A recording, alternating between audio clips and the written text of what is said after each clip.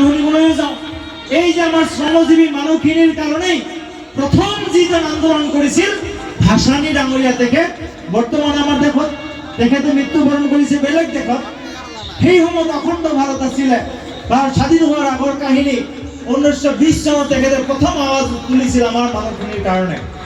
এই আন্দোলন চলি আছিল 1937 37 চনত ছাদুল্লাহ চাহাবৰ যেতিয়া চৰকাৰ, সেই সময়ত অসমত গ্ৰ' মোৰ ফুড এটা আঁচনি লৈ অহা হ'ল। বেছি বেছি শস্য উৎপাদন কৰিব লাগে।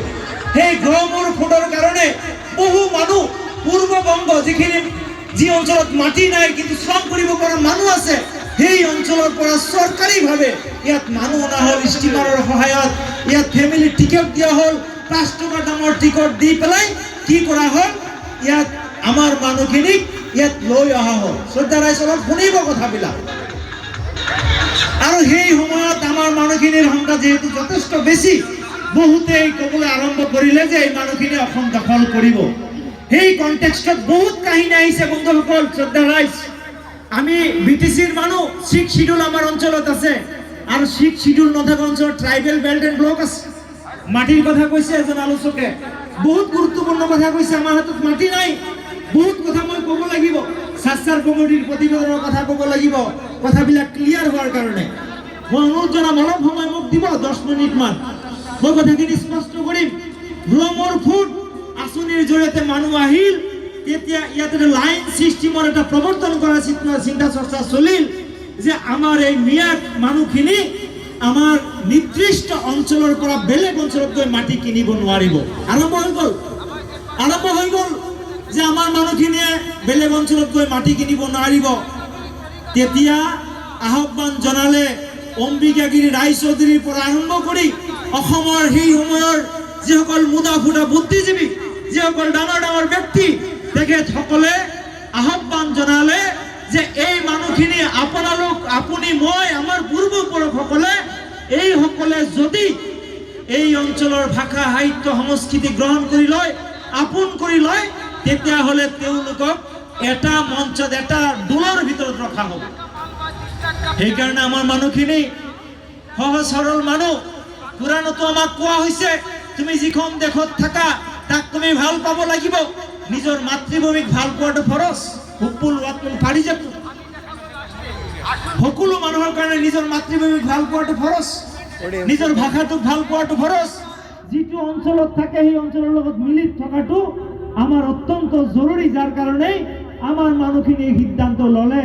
আৰু অসমীয়া মানুহৰ আতিথ্যত আমাৰ মানুহখিনিয়ে অসমীয়া ভাষা সাহিত্য গ্ৰহণ কৰি ল'লে।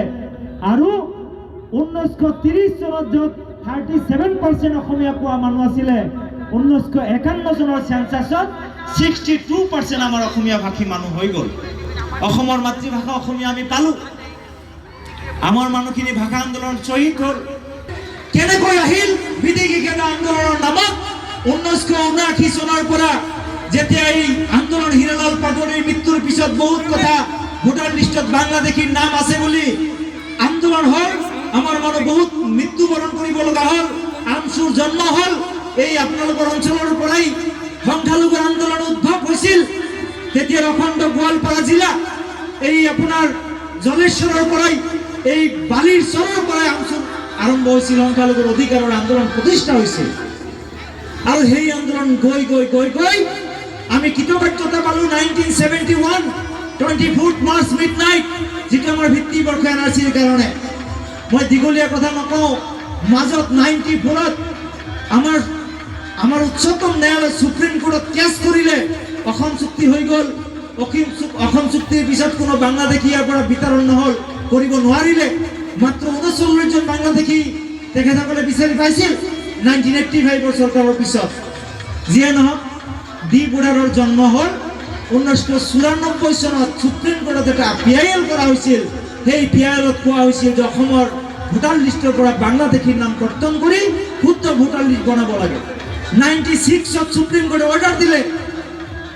97ৰ প্ৰফুল্ল কুমাৰ মহন্তৰ নেতৃত্বত থকা চৰকাৰ, সেই সময়ত আৰু 7টাকৈ দল CPM আছিলে, 7টাকৈ দল মিলি তেতিয়া 96ৰ শেষৰ ফালে যেতিয়া চৰকাৰ হৈছিল, সেই চৰকাৰৰ দিনত বাজ বিচাৰ নকৰাকৈ ডিপুটাৰো জন্ম হৈ গ'ল। 18 লাখ মানুহ আহি 3,60,000 পালে 2001 চনত। এই সমস্যাটোৰ সমাধান হ'ব লাগিব বুলি আমি ভাবিছিলোঁ। হাস্যকৰভাৱে ডিটেনশ্যন চেণ্টাৰৰ জন্ম হ'ল, হাস্যকৰভাৱে ফৰেনাৰ্ছ ট্ৰাইব্যুনেলৰ জন্ম হ'ল, বিদেশী ন্যায়াধীকৰণৰ জন্ম দিয়া হ'ল। আজিৰ তাৰিখত আমাৰ যিখিনি ডিটেনশ্যন চেণ্টাৰ, এতিয়াতো এটা বনাইছে গোৱালপাৰা মাটিয়াত, এটা বনাইছে ডিপুটাৰ আমাৰ যিমান আছে এতিয়াও 1 লাখতকৈ বেছি। এক্সপাৰ্টি জাজমেণ্ট কিমান আছে জানে? প্ৰায় 70,000 এক্সপাৰ্টি জাজমেণ্ট। চিন্তা কৰক, 70,000 যদি সেকেন্ড ক্লাছ সিটিজেন থাকে, সেইসকলৰ ঘৰৰ পৰা যদি আপোনাৰ ল'ৰা ছোৱালী হয়, তেওঁলোকৰ ভৱিষ্যত কি হ'ব? ল্যান্ডলেস, ভূমিহীন নাগৰিকত্ব আছেই, ৰাষ্ট্ৰহীন নাগৰিকত তেওঁলোক পৰিণত হ'ব। সেকেন্ড ক্লাছ সিটিজেন ৰাষ্ট্ৰহীন নাগৰিক, অলৰেডি ৰাষ্ট্ৰহীন নাগৰিক কৰাৰ এইটো আমাৰ মূল সমস্যা। আমি এইটো মনত ৰাখিব লাগিব। ইয়াৰ কাৰণে এনআৰসি বনোৱা হ'ল। গরু ছাগলী বিক্রি করে আপনারা বোধহয় হাঁস মুরগির ডিমও বিক্রি করে গেছেন হিয়ারিং দিবার। আমি নিজে 9 বার হিয়ারিং দিবার গেছি। আমি হিয়ারিং দিলু শুদ্ধ এনআরসির স্বার্থত। আমি বহুত মানুষ নিজের জীবন ত্যাগ করিলু। বরপেটা 4 জনকৈ মানুহে তেজ দিলু, শহীদ হলু। তার পিছত এই এনআরসি হল।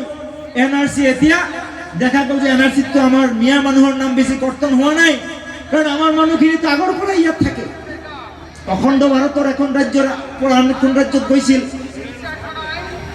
শিক্ষা দীক্ষাত আমাৰ কম, এনআৰসিত আমাৰ বেছি মানুহৰ নাম বাদ পৰা নাই। মই পজিটিভ কথাটো কলো, বেছি মানুহৰ নাম বাদ পৰা নাই। কিন্তু ষড়যন্ত্ৰ চলি আছে অনাগত সময়ত যাতে এনআৰসিৰ পৰা আকৌ ইয়াৰ পুনৰীক্ষণ কৰিব পৰা যায়। ৰিভেৰিফিকেশ্যনৰ নামত পুনৰাই এই কাম কাজবিলাক কৰাৰ কাৰণে ষড়যন্ত্ৰ চলিছে। শ্ৰদ্ধা ৰাইজ, ইয়াত পৰিৱেশ তেনেকুৱা ভাষণ দিয়া নহয়। মই জানো তাৰ পিছতো কথাখিনি ক'ব মন গ'ল, ভাল লাগিছে ইয়াত আহি। শাস্ত্ৰৰ কমিটিয়ে কি কৈছে? 19.32 অৰ্থাৎ 17-20 জননা। আমাৰ শিক্ষাৰ হাৰ 19.32%। আমি কিছু চহৰত, কিছু অঞ্চলত, কিছু ভিতৰুৱা গাঁৱত আমি পৰ্যবেক্ষণ কৰিছিলোঁ, ওমেন এডুকেশ্যন ৰেট মাত্ৰ 6%। মহিলাৰ শিক্ষাৰ হাৰ 3%, 6%।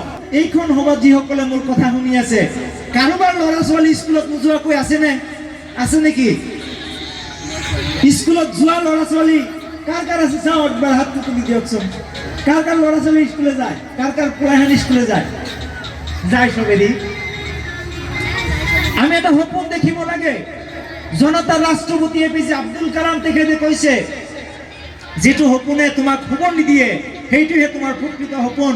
আমি এটা সপোন দেখিব লাগে, সেইটো হৈছে আমাৰ শিক্ষাৰ হাৰ 100% একুৰিছে আমি আনিব লাগিব। মই শুভেচ্ছা জনাম শিক্ষিত বন্ধুসকলক। তেওঁলোকে কৰবাত প্ৰাইভেট আপোনাৰ শিক্ষাৰ লগত জড়িত বিভিন্ন কাম কাজবিলাক তেওঁলোক জড়িত হৈ আছে। এই যুৱ বন্ধুসকলে সমাজখন নিৰ্মাণ কৰিব। অহা দিনবোৰত আমি অহা 10 বছৰৰ ভিতৰত আমি অসমক দেখুৱাই দিম। আজিৰ ডেটত কোনোবাই ক'বলৈ বাধ্য হৈছে আমাৰ বোলে শিক্ষা জেহাদ চলে। নাউজুবিল্লাহ, শিক্ষা জেহাদ বোলে চলে। শিক্ষাটোতো আমাৰ কাৰণে ফৰজ। ইকৰা বিস্মি ৰাব্বিকাল লাযী খালাক বুলি কৈছে। আমাৰ শিক্ষাটো আমাৰ ফৰজ, যাৰ কাৰণে আমি শিক্ষাটো গ্ৰহণ কৰিব লাগিব। 100% মানুহৰ কাৰণে শিক্ষাটো ফৰজ। যেনেকৈ বিয়া কৰাটো আমাৰ কাৰণে ফৰজ, তেনেকৈ শিক্ষা গ্ৰহণ কৰাটো আমাৰ কাৰণে ফৰজ। মই বিয়া কৰাটো এইকাৰণে কৈছোঁ, বিল্লাল চাহাবৰ কাহিনীটো আমি শুনো, বিয়াৰ ফৰজটো বাকী থাকিলে বোলে নহ'ব। শিক্ষাটোও তেনেকৈ আমাৰ কাৰণে এটা ফৰজ। আমাৰ খৰচটো আমি আদায় কৰিব লাগে। অহা 10 বছৰত আমাৰ মেডিকেলত আমাৰ মানুহ থাকিব লাগিব, এপিএসসিত থাকিব লাগিব, ইউপিএসসিত থাকিব লাগিব, আমাৰ বিভিন্ন আমাৰ অলিম্পিকত আমাৰ মানুহ যাব লাগিব। বন্ধুসকলে এই কামবিলাক চলি আছে। হয়, আমাৰ বহুত গেপ আছিল। বিশ্বখন ইমান সোনকালে আগবাঢ়ি যোৱা নাই। মানে বহুত আগৰ পৰা বিশ্বখন ডেভেলপ নহয়। আপোনালোকে জানি আচৰিত হ'ব, এই 1900 চনত কিবা মোবাইল আছিল নেকি? 2000 চনতহে মোবাইলৰ এভেইলেবিলিটি আহিল। আমাৰ অঞ্চলবিলাকত 2010 চনতহে মোবাইল আহিছে ভালকৈ। পৃথিৱীখন বেছি দিন হোৱা নাই আগবাঢ়ি যোৱা। আমি বেছি পিছ পৰি থকা নাই। এতিয়া আমি পাল্টাই চাল্টাই কৰিব নালাগে। কিছুমান মানুহ পশ্চিমবংগৰ মদত পুষ্ট, তেওঁলোকে আহি পেলাই কয় চলো পাল্টাই বুলি কয়। তাৰ লগত আমি যাব নালাগে, কাৰণ আমি অসমীয়া। আমি কেনেকৈ অসমীয়া? ভাষাৰ কাৰণে আমি শ্বহীদ হৈছো, আৰু এইটো আমাৰ আইডেন্টিটি। অসম চুক্তিত যিখিনি কথা কৈছে, সেই চুক্তিমতে যদি আমি অসমীয়া হৈ থাকিব লাগে আৰু আমাৰ অধিকাৰ যদি পাব লাগে, তেতিয়াহ'লে আমি অসমীয়া ভাষাটোক এৰিব নালাগে।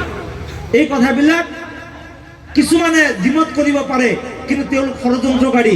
আমাক তেওঁলোকে মাজত লটকাই দিব, মানে মাঝখানে লটকাই দেওয়ার জন্য হয়তো কিছু ষড়যন্ত্র চলবার পারে, যে মিয়া মানুষটিরে বাংলা মাতৃভাষা লেখায় দাও, এবারে কোনো অধিকারের দিকে এরা বঞ্চিত হয়ে যাব। আজকের তারিখে যদি আমার অধিকার সুরক্ষিত আছে, এই যে অসমীয়া হিসেবে আমার অধিকার সুরক্ষিত আছে। আমি দুয়ানে কইলাম কথাটি, তো আমার কথা এটা মনের কথা। আর আমি বিশ্বাসী আহা 10 বছরে আমাদের মিয়া কমিউনিটি 100% শিক্ষিত হবো ইনশাআল্লাহ। ও না 100% হবো না? নাই বিশ্বাস আছে না? সাসার কমিউনিটি 2006 কইছে 20%ও নাই।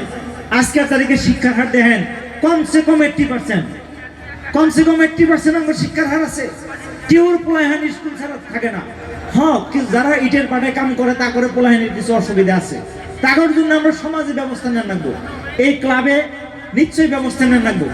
আমি দুয়ানে কইলাম কথাটি, আপোনালোকে বেয়া পাব নালাগে। মই সামৰিব খুজিছো, বহুত কথা